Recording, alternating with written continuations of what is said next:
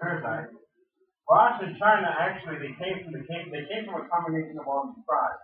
So when I put combo, I'm not talking about a meal. I'm just talking about the tribes that were put together. They inter. You know how they existed? They intermingled. China and Rosh, they're a combination of all these tribes together, and China and Russia. They actually are mated together. They actually have the same bloodline together and go to the same tribe. If you look, when I study biblical history, especially ancestral history of the tribes in seminary, they actually trace all these countries back to these tribes. It's amazing how it's a small world after all, really. It's amazing how all these nations today have the same hatred for Israel like they did back then. So it's not a coincidence. This here in the first three notes here, disobedience, cause and effect, and blessings of God's word. Basically, we're going to look on how Joshua, his leadership, 1427 BC, he died. 2 years later, we have a new era in the nation of Israel.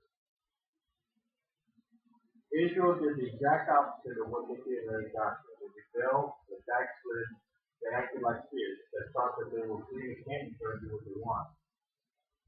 We're going to find out what happened to the nation of Israel.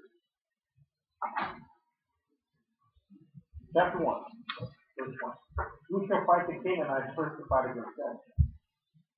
And the Lord said, Judah shall go up, and behold, I have delivered the land into his hand. And Judah said unto Simeon his brother, Come up with me, my life, that we may fight against the Canaanites. And I likewise will go with thee into thy life. And Simeon was with him. Leadership involves trust, a bond. Judah was assigned by God to go and defeat the Canaanites. The first person that he called to come to his side was his own brother Simeon. Judah and Simeon would fight the Canaanites and the Perizzites and defeat them.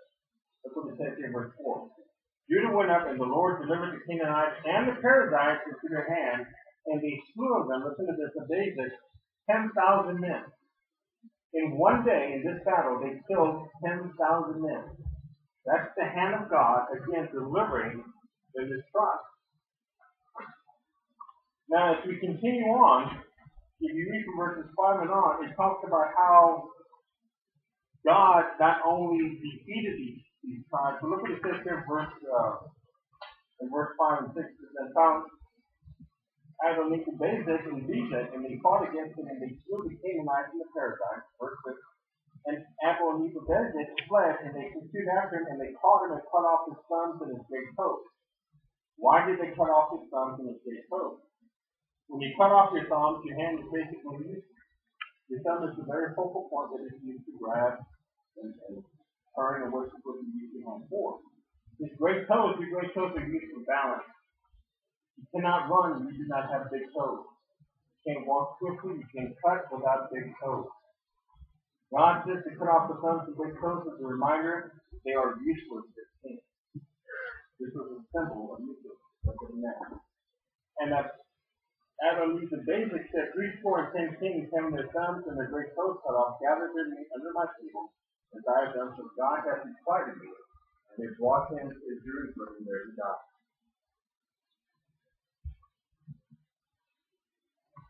Look at the next two verses here.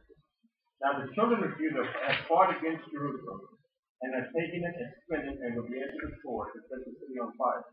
And afterward the children of Judah went down to fight against the Canaanites, and to dwell in the mountains, and the south and in the valley. We talked about this last week.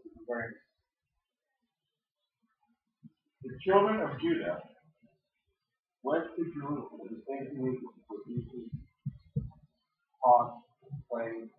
They came to Jerusalem and spoke to the capital of Israel.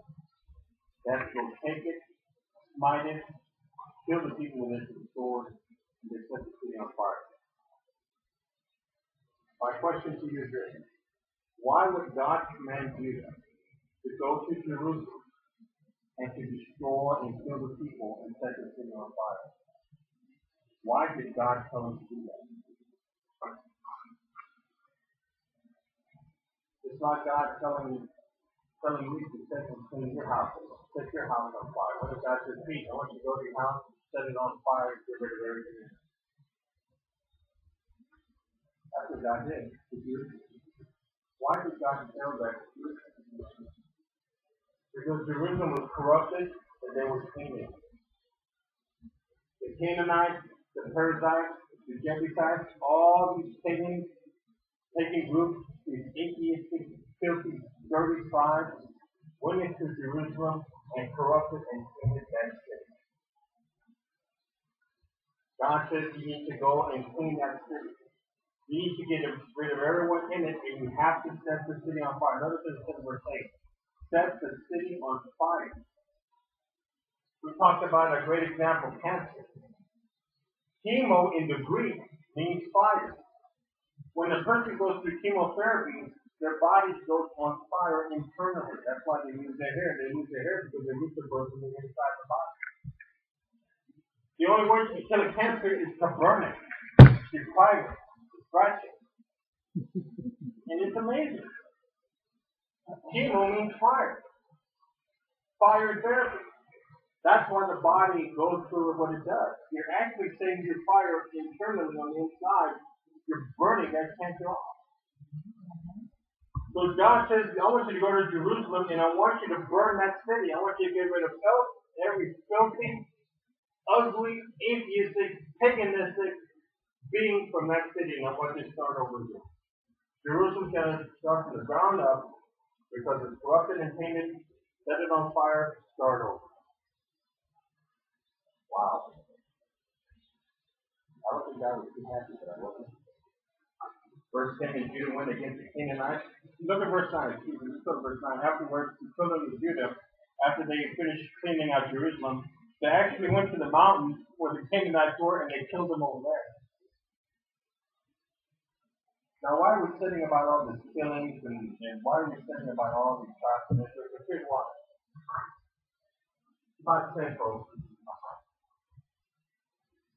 if you do not destroy sin, sin will destroy you.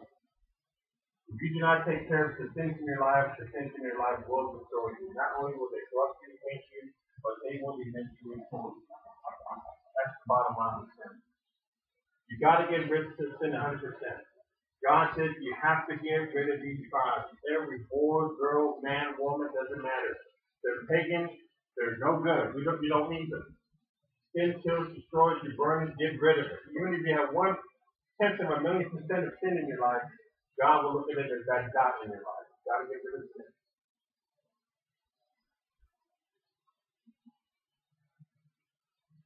Well, things were going good for a while. So verse 18. Judah and Simeon were on a hot streak. They were cleaning out their land. They were pulling tribes. They were reclaiming the land for Israel.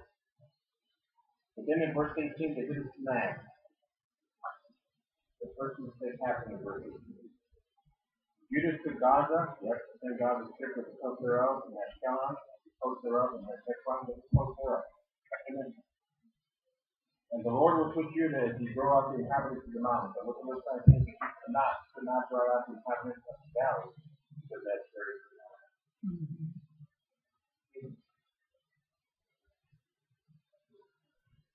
They drove out the inhabitants from the mountains, but they could not drive out the tribes from the valley because they had chariots and armies. Judah said, you know what, we can't keep these people right now, but you know what? We did good enough. We got rid of 3/4 of them. We got rid of 90% of them. We're good. God, we did our job. We're good enough. Let me ask you this question. Is God ever satisfied with good enough? Does God say we're supposed to obey 500 things? Because it's good enough. Does God say, just do part of my will? That's good enough. When Jesus said to go preach the gospel to all the world, did he say, just go to these places because that's good enough?